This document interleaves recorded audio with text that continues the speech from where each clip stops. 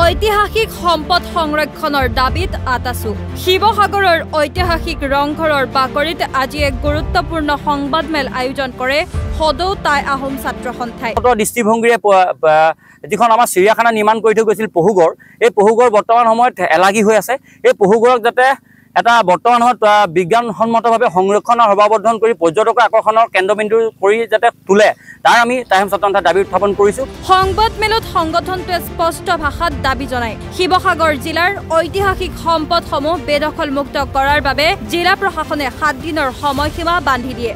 সংগঠনটোৰ দাবী ঐতিহাসিক ৰংঘৰ পহুগড় তলাতল ঘৰ আৰু কাৰেংঘৰৰ দৰে সম্পদসমূহ সংৰক্ষণৰ ক্ষেত্ৰত চৰকাৰী গাফিলতি অমাৰ্জনীয়। একেটা সময়তে বহু পৰ্যটকে এই স্থানসমূহৰ ছাদত উঠাৰ ফলত ছাদখন ভাঙি পৰাৰ সম্ভাৱনা থাকিলেও এতিয়ালৈকে কোনো ব্যৱস্থা গ্ৰহণ কৰা নাই চৰকাৰে।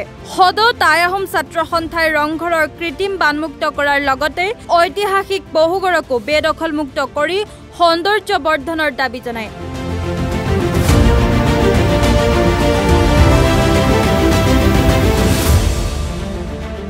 তেওঁলোকৰ মতে চৰকাৰী পৃষ্ঠপোষকতাত কিছু অসাধু বিষয়ৰ সহযোগত পহুগড়ত যমুনা দখল আৰু ম্যাদীপট্টা প্ৰদান কৰা হৈছে।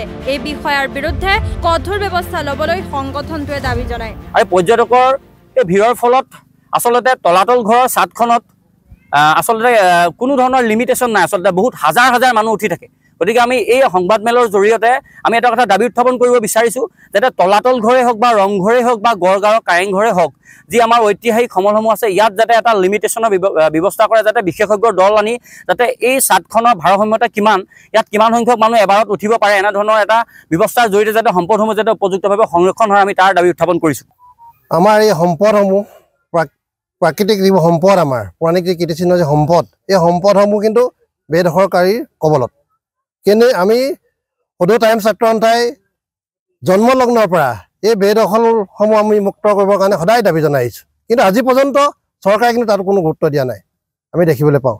বিশেষকৈ আপুনি যমুনাৰ ক্ষেত্ৰত আপোনালোকে হয়তো দেখিছে তাত অবৈধ বেদখলৰ কবলত ডাঙৰ ডাঙৰ বিল্ডিং হৈছে, ডাঙৰ ডাঙৰ অফিচ বনাইছে, ডাঙৰ ডাঙৰ কলেজে বেদখল কৰিছে। গতিকে বিভিন্ন প্ৰান্তৰ বিভিন্নসমূহ সম্পদসমূহ তাত ধ্বংস কৰিছে। গতিকে আমি সদৌ টাই আহোম ছাত্ৰ সন্থাই আমি দাবী জনাই আহিছোঁ যমুনাখন বেদখল মুক্ত কৰিব লাগিব, আমাৰ প্ৰাকৃতিক সম্পদসমূহ বচাব লাগিব, দৌল দেৱালয়সমূহ বচাব লাগিব। গতিকে আমি সদৌ টাই আহোম ছাত্ৰ আজি প্ৰেছ মিটৰ জৰিয়তে আমি চৰকাৰক দাবী জনাব বিচাৰিছোঁ বা অসম চৰকাৰক দাবী জনাব বিচাৰিছোঁ বা জিলা প্ৰশাসনক দৃষ্টি কৰিব বিচাৰিছোঁ যাতে আমি অনতিপলমে যদি এই বেদখলসমূহ যদি মুক্ত নকৰে আমি সদৌ টাই আহোম ছাত্ৰ সন্থাই ৰাজপথলৈ আহিবলৈ বাধ্য হ'ম। আনহাতে পুৰাতত্ব বিভাগেও বহু প্ৰাচীন কীৰ্তিচিহ্ন সংৰক্ষণত ব্যৰ্থ হোৱা বুলি অভিযোগ উত্থাপন কৰে আটাছুৱে। সংগঠনটোৰ মতে চৰকাৰে যদি ইমানতে গাফিলতি অব্যাহত নাৰাখে তেন্তে অসমৰ গৌৰৱময় ঐতিহাসিক পৰিচয় অচিৰেই হেৰাই যাব।